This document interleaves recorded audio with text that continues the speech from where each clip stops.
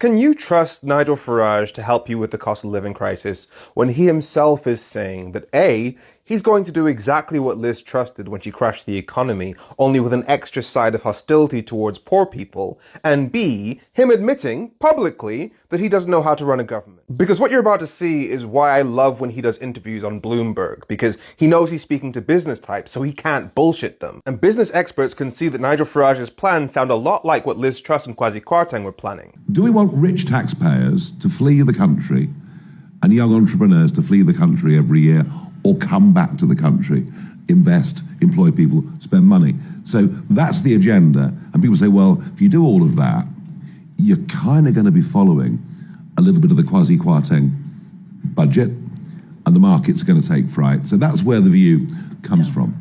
And I think the one big lesson from the Truss-Kwarteng budget is they did not propose to cut spending. So for our programme to work, what we absolutely have to do is to say to people, we are going to reduce welfare spending. So Nigel Farage is clearly telling you that he's going to be doing the exact same things as Liz Truss did, you know, massive tax cuts for billionaires, and the only difference is he's going to be cutting financial support for poor people. Like, this isn't some Femi left-wing spin, this is what he just told you. He's going to be helping rich people by cutting their taxes, and he's going to be hurting poor people by cutting welfare. And he's acknowledging that it's very similar to what Liz Truss did, which he once called the greatest conservative budget since 1986, which then immediately crashed the pound to the lowest level for 37 years. People lost their mortgages because of this, and he's using it as a business model. And he tries to defend it by saying, we are going to reduce excessive government waste. And I think if we do that, the markets will applaud it. We hear that a lot from politicians, that if their numbers don't add up, they'll plug the gaps by making efficiency savings. Just like the Reform Party promised to do with local councils, where they spend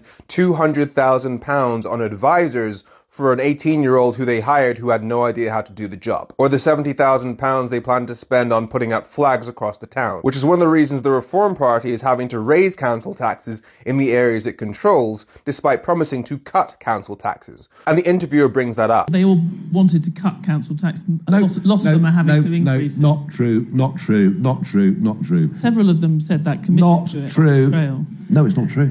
Urban myth. I never once promised we could cut council tax. Really? So this isn't the official Reform Party Twitter account saying, we will cut your council taxes. This isn't the deputy leader of the Reform Party, Richard Tice, promising to cut council taxes by £350. And this is where we get into Nigel Farage as a person, because when it's pointed out that his economic plans don't make sense, this is his defence. I've only been back in politics 18 months. I've never been in frontline government, true, and it's a one-man band. Let me just stop you right there. Less than a week ago, Nigel Farage was complaining about the accusation that Reform UK was a one-man band. I know that the sketch writers will go on saying that we're a one-man band. For some reason, the one-man band narrative seems to have stuck, but it's nonsense, I promise you. And now he's using it as a defence, like, oh, it's all on my shoulders. So at the minute, you know, I'm asked to talk about economic policy, foreign policy, law and order, borders, everything. It's just a baby.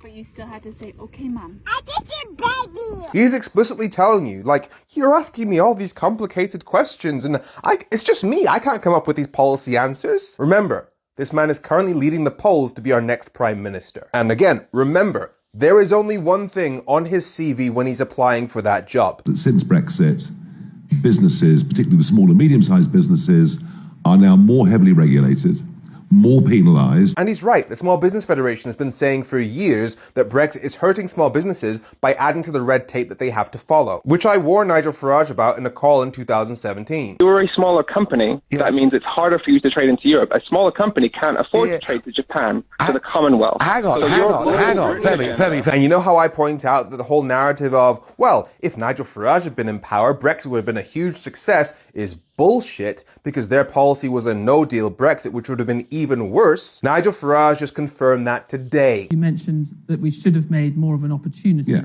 out of Brexit. We should have done it immediately. Leaving the EU immediately after that vote in 2016 would have meant no deal, because we hadn't negotiated anything. So today, 10 years after the Brexit vote, Nigel Farage is still telling you that the reforms policy around Brexit is no deal Brexit. And to still be saying that when you know that Brexit has damaged the NHS, when you know that in 2018 the British Medical Association said a no deal Brexit would cause catastrophic damage to the NHS and make us more vulnerable to pandemics, and a pandemic happened almost immediately afterwards where one of our main vulnerabilities was a lack of NHS staff, and Brexit cost us NHS staff, to still be supporting a no-deal Brexit now can only be explained by an active desire for British citizens to die. Oh, and just in case you think I'm being hypocritical by attacking the Reform Party for not knowing how to run a government when I'm in the Green Party, and the Greens haven't been in power either, so they don't have that experience either. Two of the biggest plans the Green Party have for the economy are taxing the wealthy, which the IFS, the Institute for Fiscal Studies, they say that a wealth tax would be a good idea as long as it's a one-off. And the other one is undoing Brexit, which is currently the biggest drag on our economy, costing our economy £100 billion a year. So the plans the Greens have are backed up by the experts,